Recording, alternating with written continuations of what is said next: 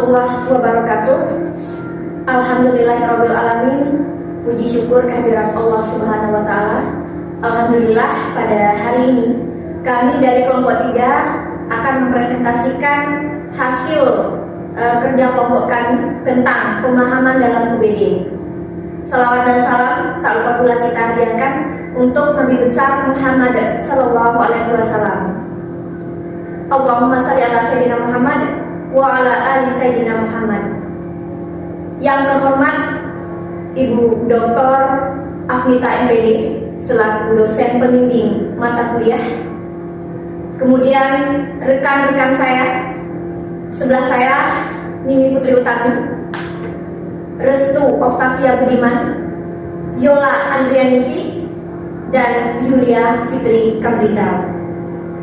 Baiklah, langsung saja pada presentasi kelompok kami, yaitu pemahaman tentang UBD atau Understanding by Design, yang akan disampaikan oleh pemateri pertama, yaitu Mimi Putri Utami. Kepada Mimi, disilakan. Baik, terima kasih. Sebelumnya saya ucapkan pada moderator atas waktunya. Di sini saya akan menjelaskan mengenai pemahaman dalam Understanding by Design. Nah, menurut Wijin dan McTing dalam Haryono tahun 2014, Understanding by Design merupakan sebuah pendekatan dalam hal merencanakan pelaksanaan pembelajaran. Pendekatan pembelajaran yang meningkatkan pemahaman secara mendalam dan keterlibatan peserta didik. Desain pembelajaran ini berorientasi dari hasil belajar atau cara berpikir tentang pembelajaran, penilaian, dan pengajaran yang menempatkan peserta didik di tengah proses pembelajaran. Nah, dalam pendekatan Understanding by Design ini terdapat 6 aspek pemahaman yang penting. Aspek-aspek pemahaman pendekatan dalam UBD ini menunjukkan bahwa seorang tersebut telah memahami, yaitu sebagai berikut. Yang pertama, penjelasan atau explanation. Peserta didik dapat menjelaskan suatu teori, prinsip, dan proses sesuai dengan fenomena, fakta, dan data. Yang kedua, interpretasi. Peserta didik dapat menafsirkan data, teks, dan pengalaman dengan menggunakan kata-katanya sendiri. Yang ketiga, aplikasi. Peserta didik dapat menerapkan pengetahuan dan kemampuannya secara efektif dalam keadaan yang baru dan bermacam-macam. Yang keempat, perspektif. Peserta didik dapat menunjukkan pandangan atau gagasan dalam menerima adanya perbedaan pandangan. Yang kelima, empati. Peserta didik mempunyai kemampuan untuk merasakan atau mengetahui perasaan orang lain di sekitarnya. Yang terakhir yaitu pengenalan diri atau refleksi diri. Peserta didik mempunyai pengetahuan diri tentang makna pembelajaran dan pengalaman. Mungkin itu penjelasan materi dari saya kembalikan kepada moderator. Terima kasih kepada rekan saya Mimi. Berikutnya akan disampaikan oleh rekan saya Restu Oktavia Budiman. Kepada Restu, disilakan. Baik, terima kasih atas waktunya yang diberikan oleh moderator. Melanjutkan materi selanjutnya, saya akan menyampaikan terkait rencana pembelajaran dirancang untuk memandu guru dalam melaksanakan pembelajaran sehari-hari untuk suatu tujuan pembelajaran. Oleh karena itu, rencana pembelajaran disusun berdasarkan alur tujuan pembelajaran yang digunakan guru sehingga bentuknya lebih rinci dibandingkan alur tujuan pembelajaran. Setiap guru perlu memiliki rencana pembelajaran untuk membantu mengarahkan proses pembelajaran mencapai capaian pembelajaran. Rencana pembelajaran ini dapat berupa yang pertama, rencana pelaksanaan pembelajaran atau yang dikenal dengan RPP, atau yang kedua, dalam bentuk modul ajar. Apabila guru menggunakan modul ajar, maka ia tidak perlu membuat RPP karena komponen-komponen dalam modul ajar perlu meliputi komponen-komponen dalam RPP atau lebih lengkap dari RPP. Sekian materi dari saya kembalikan kepada moderator. Baik, terima kasih kepada rekan saya Restu Oktavia Budiman. Berikutnya akan disampaikan oleh rekan saya Yola Andrianisi. Kepada Yola, disilakan. Baik, terima kasih kepada moderator. Selanjutnya yaitu Contoh bentuk pemahaman dalam capaian pembelajaran bahasa Indonesia pada fase D berupa teks eksposisi.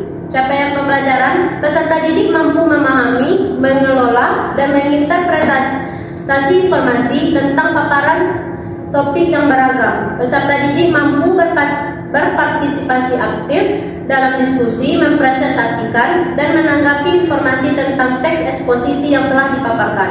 Peserta didik menulis teks eksposisi untuk menyampaikan pengamatan dan menulis tanggapannya terhadap pengetahuan. Peserta didik mengembangkan kompetensi diri melalui bacaan berbagai teks penguatan karakter. Baik, hanya itu yang dapat saya sampaikan. Saya kembalikan kepada moderator. Terima kasih saya ucapkan kepada rekan saya Yola. Berikutnya yang terakhir akan disampaikan oleh rekan saya Yulia Fitri Kamrizal. Kepada Yulia Fitri Kamrizal, disilahkan. Terima kasih saya ucapkan kepada moderator. Saya akan membacakan materi mengenai pemahaman tentang BD. Elemennya adalah menulis teks eksposisi. Sedangkan elemen capaiannya adalah peserta didik mampu menulis gagasan, pikiran, perasaan, dan pesan secara tepat dan logis. Kemudian, peserta didik mampu menggunakan dan mengembangkan kosakata baru yang memiliki makna denotatif, konotatif, dan kiasan untuk menulis teks eksposisi. Peserta didik mampu menyampaikan tulisan berdasarkan fakta dan opini yang menarik dengan penggunaan kosakata secara kreatif. Penjelasan mendeskripsikan dan menjelaskan definisi teks eksposisi. Yang kedua, interpretasinya. Peserta didik dapat menjelaskan teks eksposisi. Kemudian aplikasinya, peserta didik mampu menulis teks eksposisi berdasarkan struktur teks eksposisi. Perspektif, peserta didik dapat menjadikan teks eksposisi tidak hanya sebagai materi saja, namun dapat meningkatkan pengetahuan dan penerapannya di kehidupan sehari-hari. Nah, itulah materi yang dapat saya sampaikan. Saya kembalikan kepada moderator. Baik, terima kasih kepada rekan saya Yulia Fitri Kamrizal yang telah mempresentasikan hasil diskusi dari kelompok 3 tentang pemahaman dalam UBD. Saya sebagai moderator akan menyimpulkan hasil dari presentasi yang sudah disampaikan oleh rekan-rekan saya bahwa dalam pemahaman UBD sebagai pendekatan dalam pembelajaran ada 6 aspek yang harus dikuasai oleh peserta didik sehingga capaian pembelajaran yang sudah dirumuskan oleh seorang guru bisa tercapai dengan baik. Sekian presentasi dari kami kelompok 3. Terima kasih atas segala perhatian. Mohon maaf atas segala kekurangan. Wassalamualaikum warahmatullahi wabarakatuh.